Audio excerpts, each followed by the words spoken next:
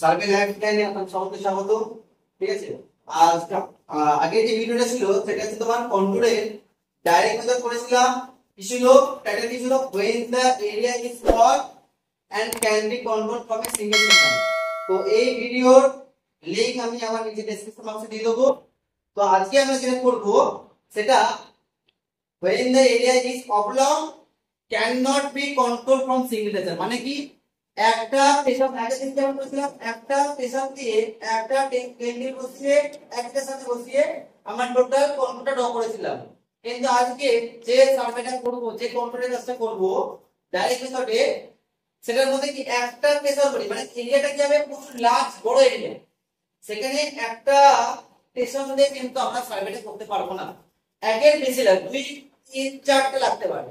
আর instrument যেগুলো ছিল plane table exercise, dumping level আর auto level, peg, tape, ranging rod, hammer, staff, এই instrument লাগবে।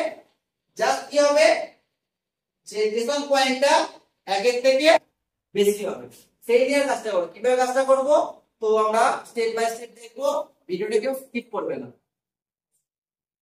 না, আজকে যেটা কাজটা করব when the area is oblong and cannot be controlled from a single station, cannot be controlled from single station মানে একটা স্টেশন দিয়ে আমরা কিন্তু এই কাজটা করব না, একের বেশি স্টেশন দিয়ে আমরা কাজটা করব।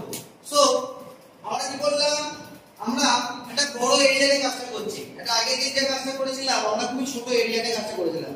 আজকে যে কাজটা হবে টোটাল বড় লার্জ এরিয়া। ঠিক আছে, দেখে নাও একটা ডাম্পিং লেভেল অথবা অটো লেভেল নিয়ে কি করলাম আমরা, একটা টিবিএ টেম্পোরারি বেঞ্চমার্ক এটা অ্যাজুম করে দিলাম, একটা জায়গায় 100 ইনস্ট্রুমেন্টে বসালাম।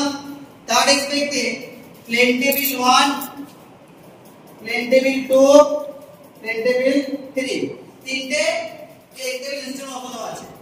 আর এটা আমার অটো লেভেল অথবা ডাম্পিং লেভেল।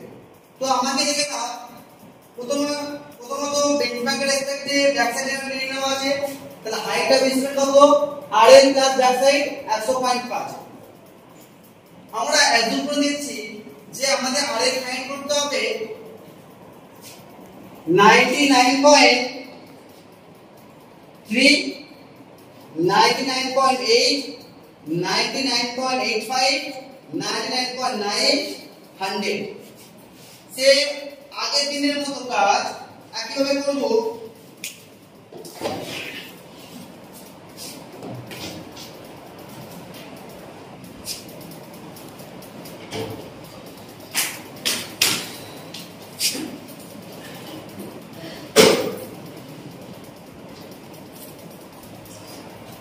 আগের দিনের মতো কাজ করব যে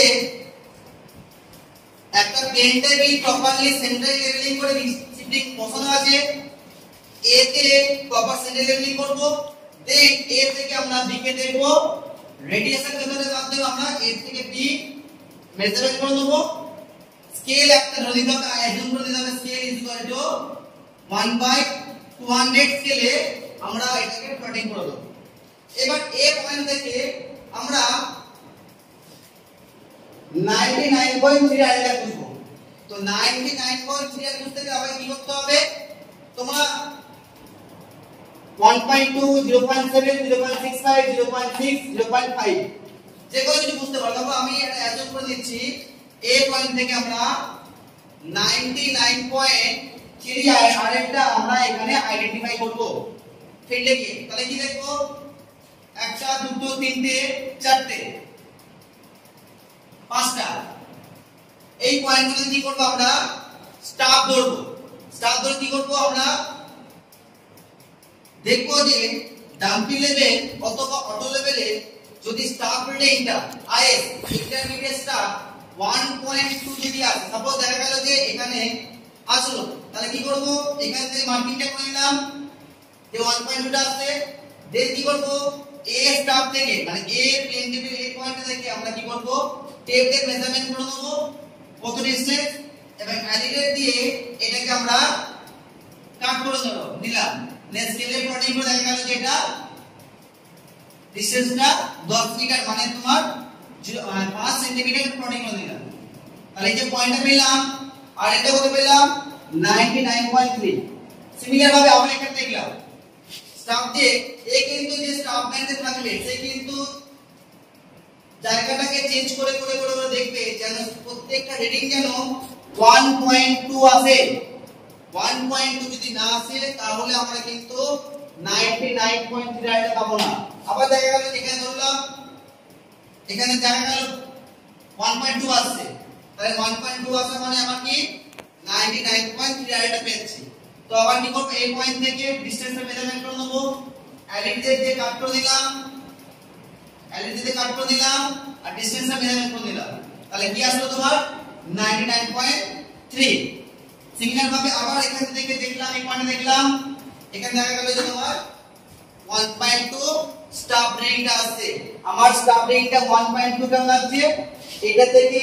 100.5 থেকে 99.3 কে যদি বাদ দেওয়া হয় তাহলে স্টাফ রেটিং কত আসবে 1.2 এটা থেকে এটা বাদ দিয়েছি 100.5 থেকে 99.3 টা বাদ দিয়ে 1.2 এসেছে সিমিলার দেখা গেল যে এখানে আমার টোটাল কাজটা হয়ে গেল যে আরেকটা পেলাম 99.3 হয়ে গেল এবার আমি কি করলাম এইটাকে এখানে রাখতে পারো অথবা শিফটিং করে নিয়ে যেতে পারো এটাকেও আমরা কিন্তু শিফটিং করতে পারি মানে যখন আমরা ফ্লাই লেভেলিং যেমন করেছি ফ্লাই লেভেল কিভাবে করেছি একটা জায়গা থেকে আরেকটা জায়গাকে শিফটিং করেছি সিমিলার ভাবে এটাকেও কিন্তু আমরা শিফটিং করাতে পারি এখানে শিফটিং করে দিলাম ইনস্ট্রুমেন্টে এখানে শিফটিং করে দিলাম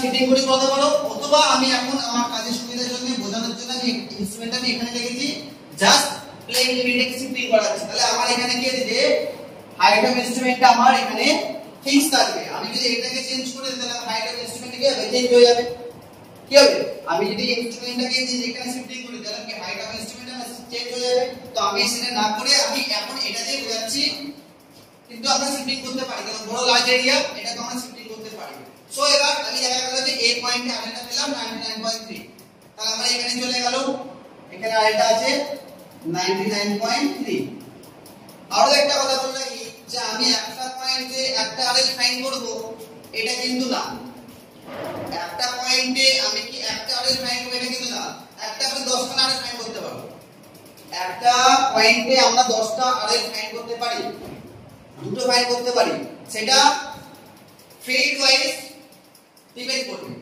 বললাম সেটা ফিল্ড ওয়াইজ ডিপেন্ড করবে আমি মোটে বোঝাচ্ছি প্র্যাকটিক্যালি যখন পড়াবো তখন তো একটা পয়েন্ট থেকে দুটো তিনটে বেশি আমরা কিন্তু আরএল ফাইন্ড করব এখন জাস্ট বোঝাচ্ছি মোটে গিরিবিতি হয়ে যাবে তার না করে আমরা একটা পয়েন্টে একটা একটা করে করছি ফিল্ডে কিন্তু একটা পয়েন্টে আমরা 2 3 4 5 করতে পারি এবার আমরা কি করব বি ডেসিমাল পয়েন্টে চলে গেলাম বি ডেসিমাল পয়েন্টে আমরা 99.8 আরএলটা ফাইন্ড করব তো 99.8 আরএল ফাইন্ড করতে গেলে আমার আইএস লাগবে কত 0.7 তো আমরা মিলে গেলাম একটা দুটো তিনটে চারটে পাঁচটা সিমিলার ভাবে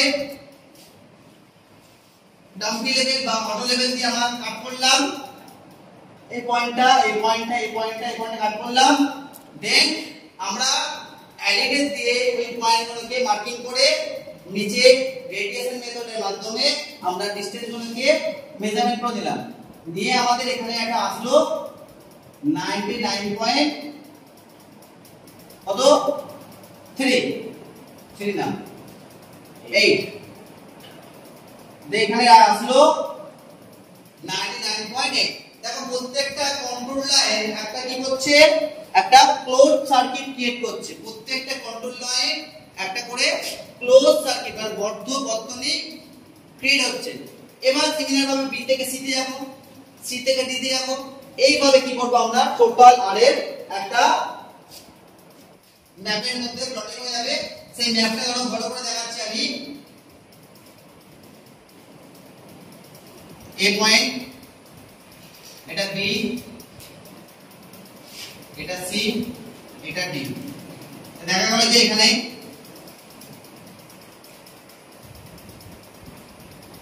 আসলো এটা 99.3 99 পয়েন্ট কত আছে 8 এখানে দেখা যদি আমি এটা জাস্ট বোঝানোর জন্য দেখাচ্ছি 99 এটা এখানে 100 আর এখানে দেখাচ্ছি তোমার 99.7 99.8 99.9 মানে আমি জাস্ট বোঝানোর জন্য দেখাচ্ছি যে একটা পয়েন্টে কিন্তু অপন্তিক আমরা আর এর ফাইন্ড করতে পারি, ঠিক আছে? সেটা কি করবে, সেটা কখন হবে গ্রাউন্ডেড নেচারের উপর, কেমন গ্রাউন্ডটা আছে, অথবা কোন সার্ভে আমরা করছি, আমরা এখন কোন প্রক্রিয়া করছি না রোডের কাজ করছি না রেলের কাজ করছি, সে ডিপেন্ড করছে কোন সার্ভে করছি আমরা, তার উপর কিন্তু আর ফাইন্ড করতে হবে। তো এইটার মেথডের মাধ্যমে ডাইরেক্ট মেথডের মাধ্যমে হচ্ছে অন দা স্পট আমার কিন্তু ম্যাপটা প্লটিং হয়ে আছে। যখন ইনডাইরেক্ট করব সেটা কিন্তু হবে না। সো ডাম্পিং এর বসাবে একটা জায়গায়, প্লেনের বসাবে, স্টাফ দিয়ে কাট করবে, আইডি দিয়ে কাট করবে, দেখে নেবে কতটা মিটার আছে, সেটা স্কেল ফ্যাক্টরের মধ্যে আমি 200 দিচ্ছি, কেউ 100 দিয়ে করতে পারো, কেউ 500 দিয়ে করতে পারো, সেটা কতটা জায়গায় কাজ করছে তার উপর ডিপেন্ড করছে। তো সিঙ্গেল স্টেশন থেকে আমার যদি লার্জ এরিয়ার ক্ষেত্রে হয় সিঙ্গেল স্টেশনে করতে পারবো না। আমরা মনে করি একটা বড় জায়গা আছে একটা সেট পয়েন্টে করে নেবো, তাহলে কিন্তু রেডিংয়ে ভুলভাল আসবে। বড় এরিয়া হয়ে গেলে কি হবে, স্টাফ রেডিংটা দূর থেকে পড়ছো, গার্বেজের কালেকশন রিফ্লেক্সের কালেকশন ঢুকে যাবে, ইনক্লুডিং হয়ে যাবে, তো আমাদের কিন্তু এরর আসতে পারে। তো আমরা কি করব, যদি বড় এরিয়া থাকে আমরা জায়গাটাকে স্টেশন ওয়াইজ ভাগ করে নেবো, নিয়ে কাজটা করব, ঠিক আছে? তো ভিডিওটা ভালো লাগে থাকলে লাইক শেয়ার সাবস্ক্রাইব করে দেবেন।